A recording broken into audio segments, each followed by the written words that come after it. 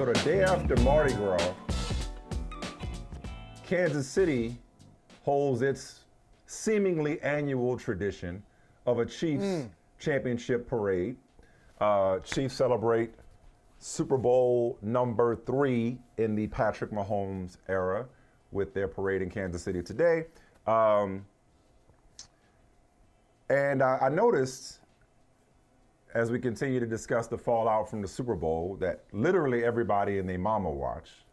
Literally, not hyperbole. That's right. Greatest, most viewed telecast ever. I saw where the 49ers are the preseason favorites, the betting favorites. You're the betting man here. The 49ers are the betting favorites. So we talked about this going into the Super Bowl right after the conference. We talked about this right after the conference championship games when the Chiefs went into Super Bowl 58 as underdogs. And you and I both were like, why? Right? Even though the Niners have been the better team in the regular season, given who the Chiefs are and what they've done in the playoffs and where they'd won in the playoffs, as in Buffalo and Baltimore, why? And it went to overtime, but still. But then I see this shit and I'm like, guys, no. Let's not start this underdog narrative this soon, because by definition, they're now underdogs. Because even if they're second to one team in terms of Super Bowl odds, that makes them underdogs, at least compared to the 49ers. And it's like, no, as for me and my house, Michael, we will serve the Chiefs. Okay? From here on out, I don't care if Kansas City starts 0-8. If Kansas City starts 0-8 next year, I will still believe in them to finish 9-8, find a way to get into the playoffs, and win next year's Super Bowl. Kansas City, the Chiefs are the Super Bowl favorites in perpetuity. Indefinitely, until Patrick Mahomes decides he's not playing anymore. Kansas City should be the rightful favorite, the betting favorite, the consensus favorite, whatever you want, the power ranking number 1, it needs to be Kansas City. And I will not fall for that particular banana in the tailpipe ever again. I'm telling you hold me to this. Hold me to this. God willing, the creek don't rise, and we are doing this show, or I am doing this show, come August of 2024. Do not let me pick another team to win the Super Bowl. Don't let me do it. Roll this back in case I forget that I said I will never pick against the Chiefs. And picking somebody else is picking against the Chiefs. Chiefs of the field, the Chiefs. Okay? Chiefs of the 72 Dolphins, the Chiefs. The Chiefs. Chiefs of Tom Brady's Patriots, the Chiefs. Hail to the Chiefs. I will, they should be the favorites. I will not doubt this team again. Well, thank you. Well, Michael, thank you for giving us a beautiful, in case you missed it, we will play this back in July or August. It will be right here, and you have framed it beautifully. And by the way, can we bring that chart back up? We can bring that chart back up with the odds of the Super Bowl, the betting favorites. And I like the way you said it, from Joshua. Hey, if you're going to serve the Ravens, serve the Ravens. If you're going to serve the Eagles, serve the Eagles. As for me and my house, we will serve the Kansas City Chiefs. But look at the other ones in the NFC. What's going on with the odds? The odds makers say it's 49ers and everybody else is so far behind. Look at our Lions at plus 1,200. Then you have to go all the way down to the Eagles. The Packers played them very well. The Packers and Lions played them very well at their place. And the Packers are plus 2,000. So, and they're a young team. Both of these Lions and Packers, young teams, were not intimidated by the 49ers, just didn't make the plays necessary. But it's not like that's a strong I look at the 49ers on some other plane compared to everybody else in the NFC. And they just forgot about the Eagles. That's a good observation. That's a really good observation. Yeah. So, no, that's fair.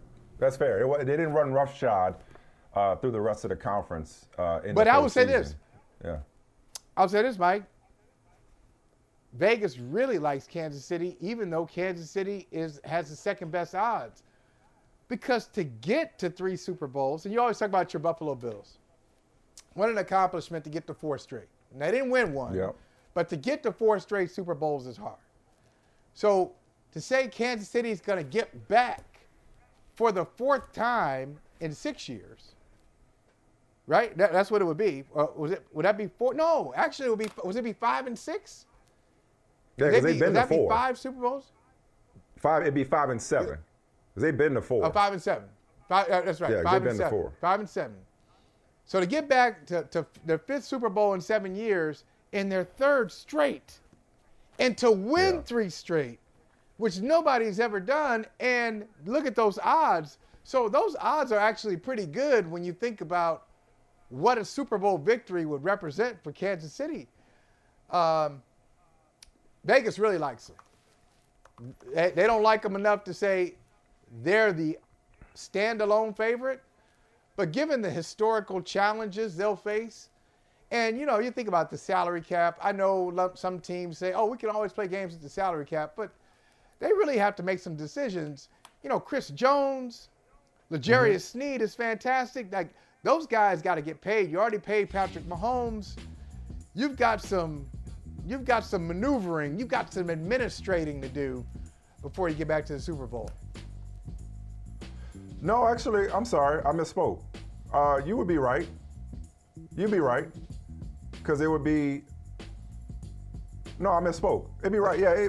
What did you say? You said 5 and 6? Yeah, I'm sorry. It'd be right. The only year they didn't go was the Cincinnati year. Yeah, it would be 5 and 6. That's crazy. Yeah, only year they didn't go was the Cincinnati year. That's right. Yeah, you were right the first time. Why did I say 5 and 6? All right, think about that. Yeah, you were right the first time. Yeah. You were right the first time. Yeah, because it was San Francisco, Tampa, then the gap year, then Philadelphia, the gap year. and then San We Francisco took a gap again. year. Yeah. Yeah, no, that's right, 5 and 6. Do you remember? So it's been 20 years since a back-to-back champion.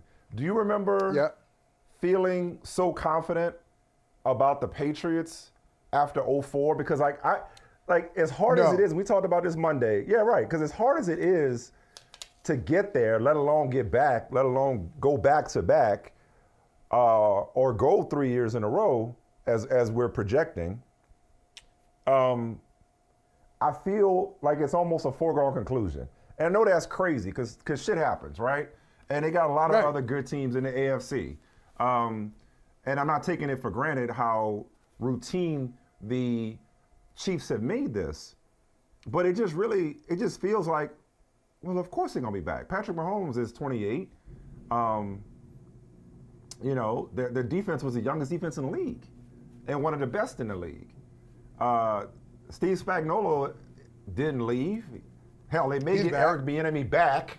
Eric Bieniemy may come back and rejoin Andy Reid and Matt Nagy. I mean, like, nothing about this team. Yes, they have some financial decisions to make. Yeah.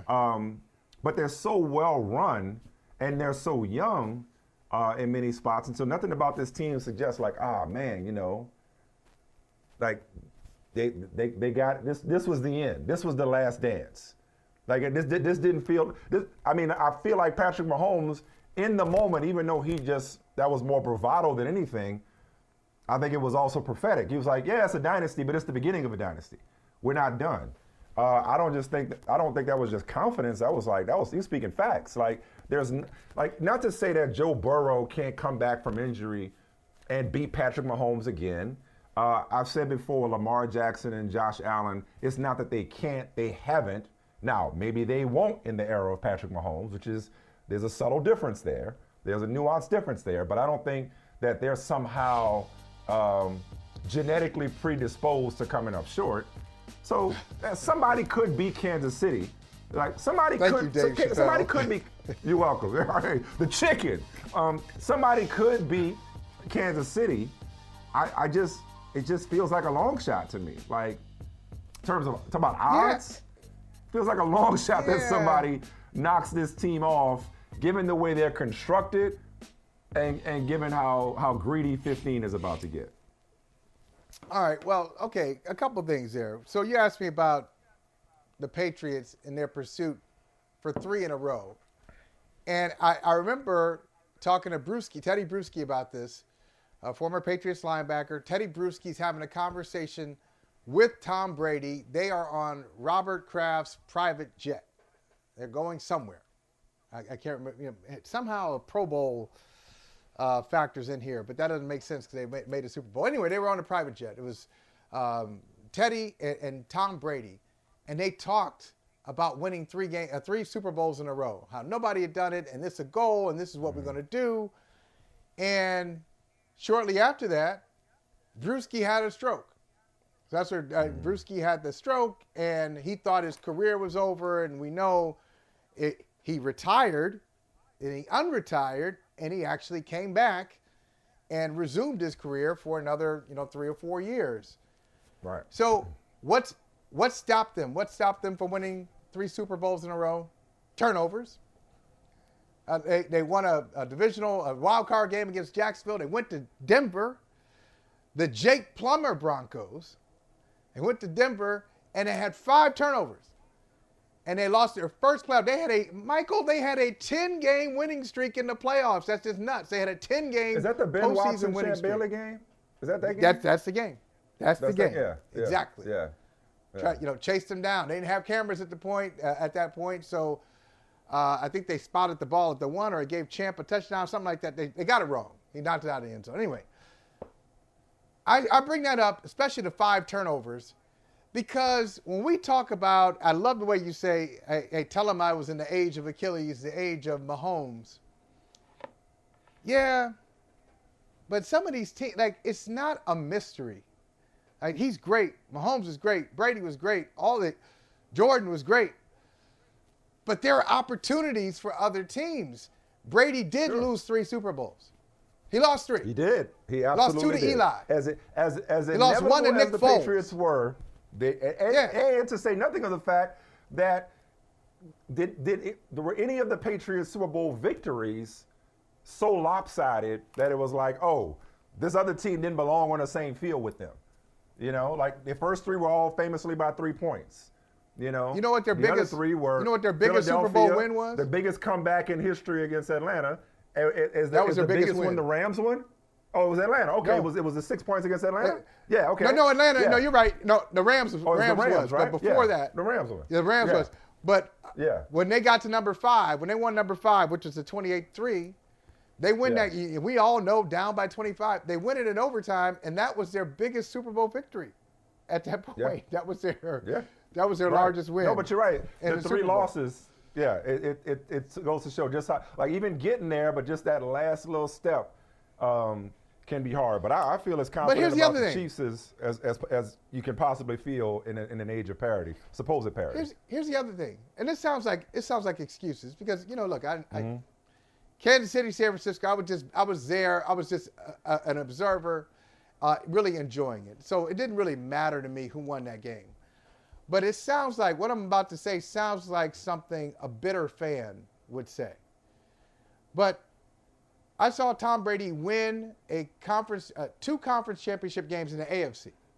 2 conference championship games where he threw 3 interceptions. Yeah. And they won. So if you're the other team, you're like, hey, I know that's Tom Brady. I respect him. The dude gave you 3 interceptions in a conference championship game, and you let him win. It's not always inevitable as we make it out to be. It's not always as complex as we make it out to be. You've got to be, if Tom Brady gives you 1 interception in a conference championship game, damn it, you better do something with it.